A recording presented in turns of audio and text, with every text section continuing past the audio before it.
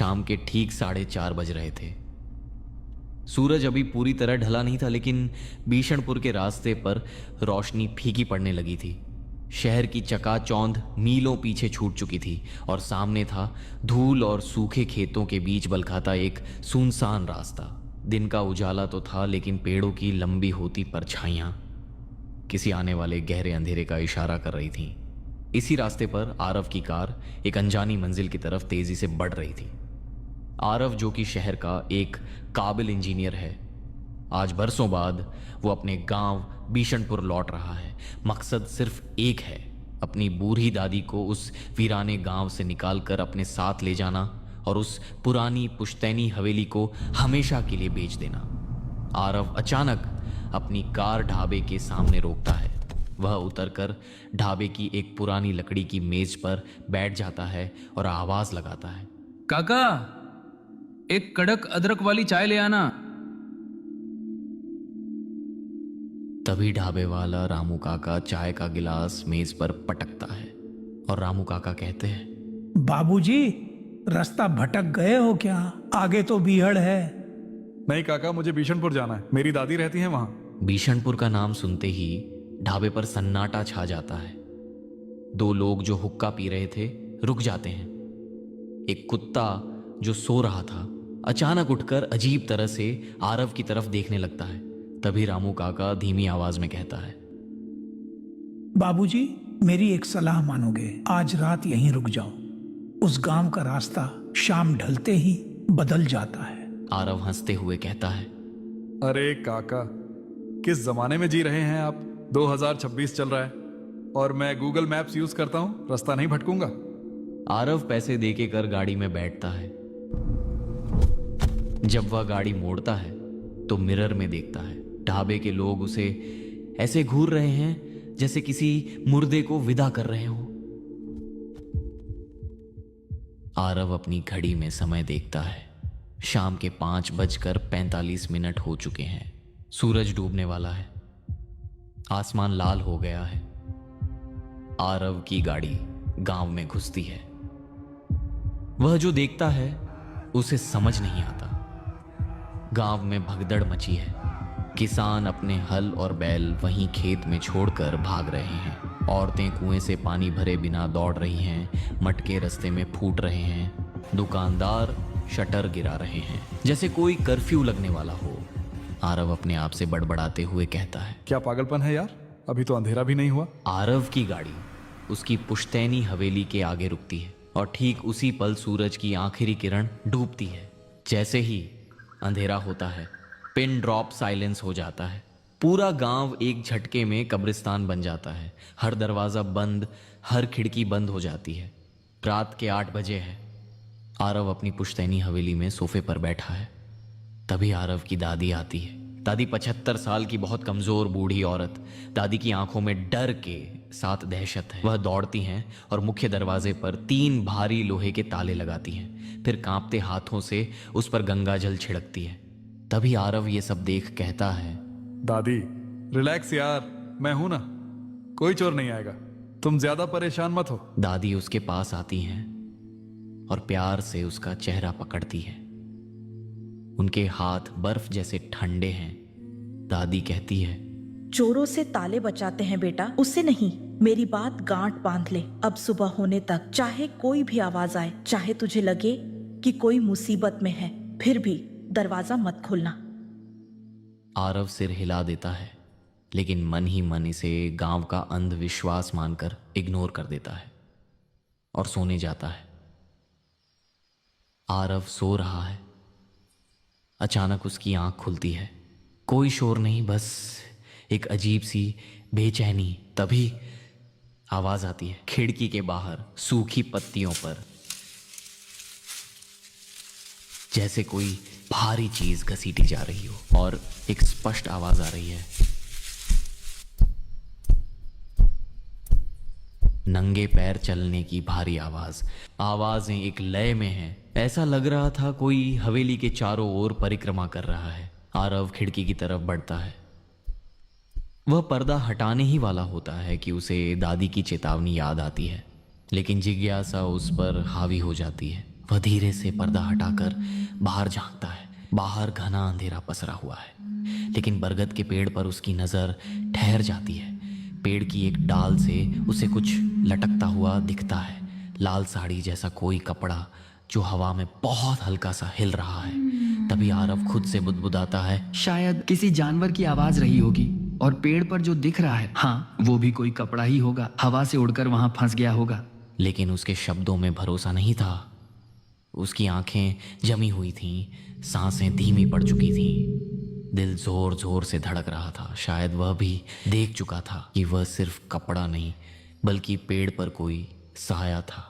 वह वापस बिस्तर पर आ जाता है, लेकिन पायल की आवाज पूरी रात उसके कानों में गूंजती रहती है। सुबह होती है। आरव गांव में निकलता है। वह नोटिस करता है कि हर घर के दरवाजे पर काले कोयले से एक क्रॉस यानी एक्स का निशान बना हुआ है। तभी एक पागल भिखारी जिसके कपड़े फटे हैं आरव के पास आता है और कहता है, नया शिकार, नया खून, मजा आएगा। आरव तुरंत पीछे हटता है। भिखारी उसकी कलाई पकड़ लेता है और कहता है, कल रात वो आई थी ना, मैंने देखा उल्टे पैर वो पेड़ से उतरी थी, वो तुझे सूंघ रही है। तभी आरव देखता है कि भिखारी की गर्दन पर जलने के ताजा निशान थे। वो भिखारी से कुछ कह पाता उससे पहले वो वहां से भाग गया। गांव में घूम फिर कर आरव जब घर आता है, आरव अपने कमरे में बैठा है। रात के 1 बज रहे हैं, लेकिन आरव आज सोया नहीं, वो जाग रहा है। आज आरव तैयार है। वह देखना चाहता है कौन उसे डरा रहा है। आरव मन में सोचते हुए, आज तो इस नकली भूत का पर्दाफाश करके ही रहूंगा। तभी कुछ मिनटों के बाद अचानक उसे फिर आवाजें सुनाई देती हैं। इस बार आवाज कमरे के दरवाजे के ठीक बाहर गलियारे में है। आरव अपना स्मार्टफोन निकालता है और कैमरा ऑन करता है। आरव अपने आप से फुसफुसाते हुए कहता है, कोई दिख तो नहीं रहा है, लेकिन ये आवाजें कहां से आ रही हैं? वह फोन की स्क्रीन में गलियारे की तरफ देखता है। नंगी आंखों से गलियारा खाली है, लेकिन फोन की स्क्रीन पर उसे एक धुंधली सी औरत खड़ी दिखाई देती है। उसके बाल जमीन तक लटक रहे हैं। आरव कांपते हाथों से फोन झूम करता है। स्क्रीन पर वह औरत धीरे से गर्दन घुमाती है और सीधे कैमरे में देखती है। अचानक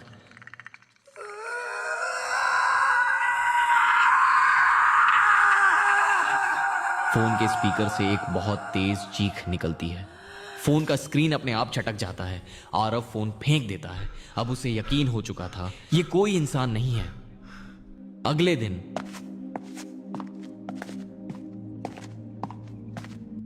आरव डरा हुआ और पसीने में तर सरपंच के पास जाता है। आरव सीधा मुद्दे पर आता है और कहता है, सरपंच जी, रात को मुझे वो औरत दिखी जिसका जिक्र गांव वाले करते हैं। तभी सरपंच कहता है, मुझे पता था कुछ न कुछ अनर्थ होने वाला है। तभी आरव कहता है, सरपंच जी, कौन है वो मुझसे क्या चाहती है? सरपंच खांसते हुए अपनी चारपाई से उठता है। सरपंच कहता है, वो बदला लेने नहीं आई है आरव, और न ही वो अपना कर्ज वसूलने आई है। वो एक शाप है। उसका नाम लाजो है। ये उस साल की बात है जब सूखा पड़ा था, लोग दाने दाने को मोहताज थे। तभी आरव तुम्हारे परदादा बद्दे ठाकुर को किसी ने बताया कि गांव के पुराने बरगद के नीचे पुश्तैनी खजाना गड़ा है। पुजारी जी, मैंने सुना है कि हवेली के पास वाले बरगद के पेड़ के नीचे हमारा पुश्तैनी खजाना गड़ा है। गांव की जो हालत है उसे देखते हुए मुझे लगता है अब उसे निकालने का सही वक्त आ गया है। हम आज ही रात खजाना बाहर निकालेंगे।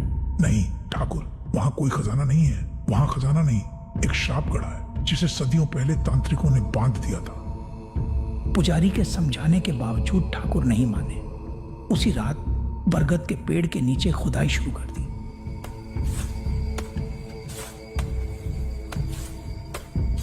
अचानक फावड़ा किसी पत्थर से टकराता है।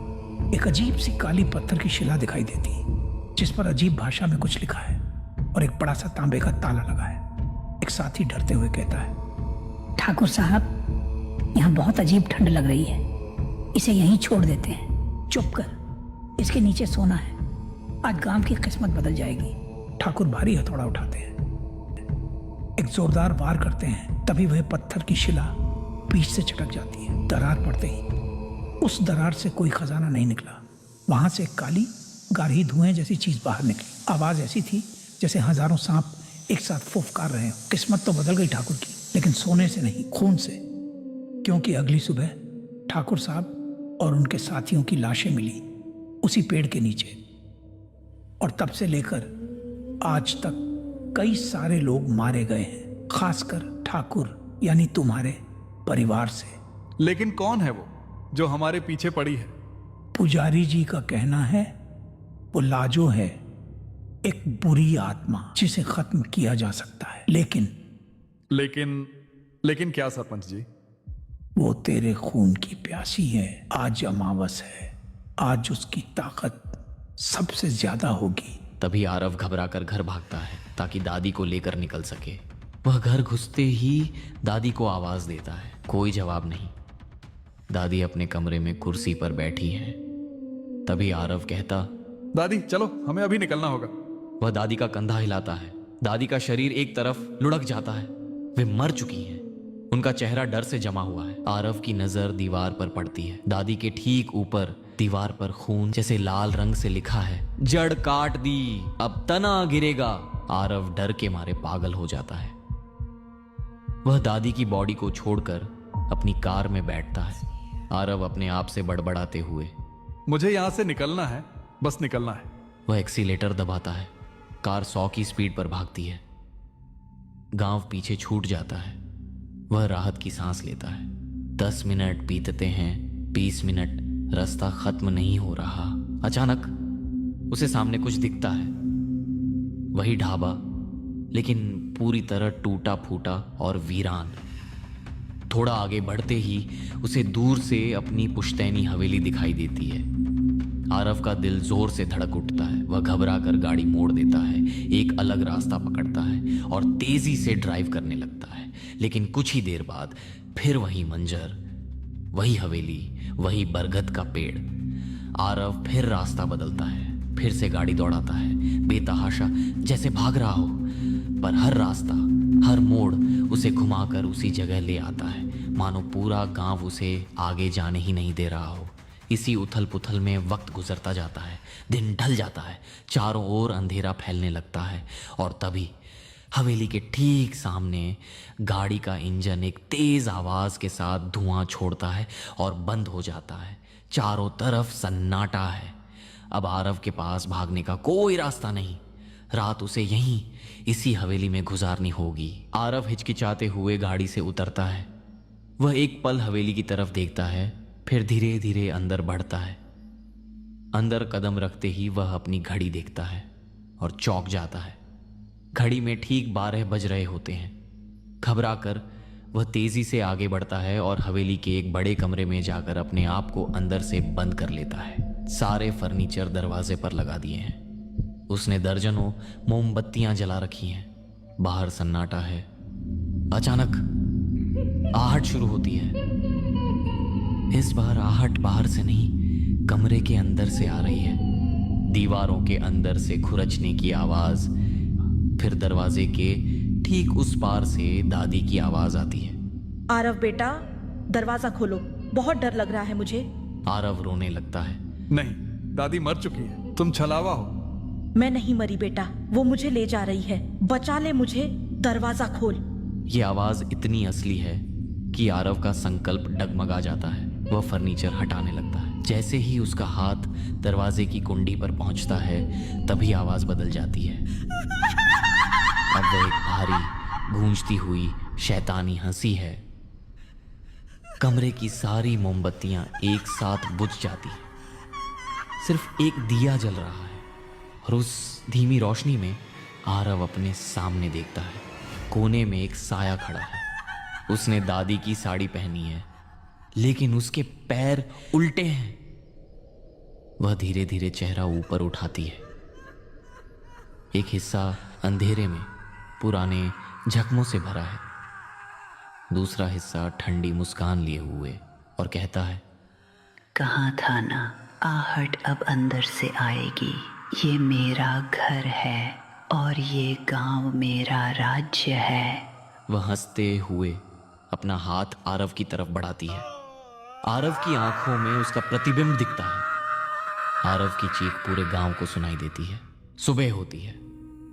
हवेली का दरवाजा खुला पड़ा है। पुलिस और गांव वाले खड़े हैं। तभी इंस्पेक्टर कहता है, लगता है शॉर्ट सर्किट से आग लगी थी। कमरे के बीच में इंसान के जलने की राख पड़ी है और उस राख के ढेर पर पड़ी है एक काली पायल है। बेटा विक्रम, यहाँ मत आना। तेरा भाई नहीं बचा और तेरी दादी का कुछ पता नहीं। वो हवेली अब घर नहीं, मौत का कुआं है। वो कोई इंसान नहीं, वो लाजो है, सदियों पुराना शैतान। मुझे फर्क नहीं पड़ता वो कौन है काका। उसने मेरे भाई को मारा है। कसम है मुझे अपने भाई की राख की। जिसने भी मेरे आरव भैया को हाथ लगाया है मैं उसे नहीं छोड़ूंगा। ये कहानी आपको अच्छी लगी तो लाइक करें